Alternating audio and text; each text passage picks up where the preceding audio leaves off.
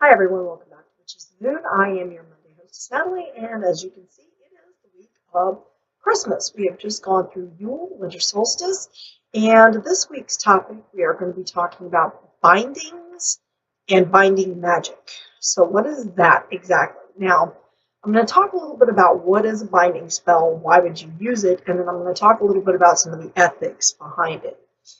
I use that term loosely because I think the only people that really find it offensive are people who fall on the Wicca side of things. But I'll explain their view as best I can. I don't agree with it, but I'm going to talk about it.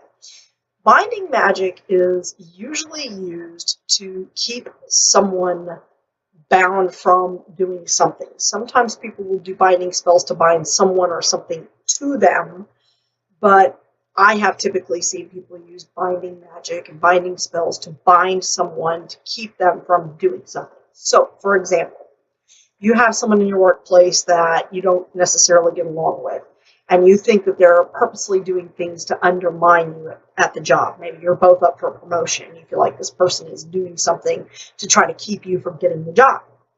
Okay, so you might do a binding spell to bind them from doing anything that may be harmful to you, or saying anything that might be harmful to you, or anything of that nature. So that would be an example of a binding spell.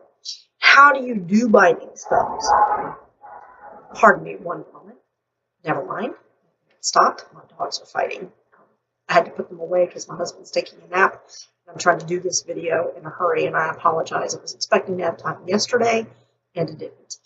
In any case, binding spells can be done any number of ways. I've seen people use poppets where they take cord and they actually physically bind it. I've seen people use poppets, and if they're trying to bind someone from saying something against them, they'll sew up the mouth. I've seen binding spells where candles are used and they bind it with something. I have seen binding spells where it's simply a verbal binding. It's like an energetic or magic binding, so it's your words, that you are using in order to create the bind that's keeping them from doing something. And in those cases, I've seen people use different types of herbs. I know that slippery elm bark is used often in keeping people from gossiping about you. So if you're binding somebody's mouth, you might stuff the poppet's mouth with slippery elm bark and kind of sew it up and do some incantation and put your enchantment on it to keep them from talking about you in a negative manner. Now, the ethics of binding spells. Okay.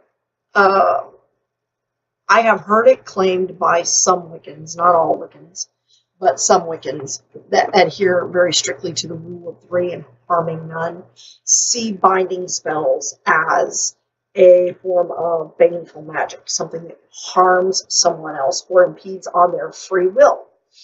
And because of that, they don't believe that you should do binding spells. Now, I do not hold that view.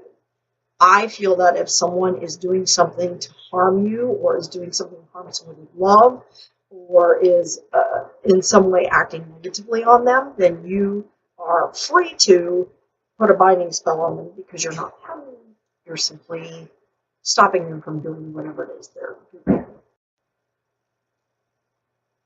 Sorry about that slight interruption. My daughter's headed out to a Christmas party at her job.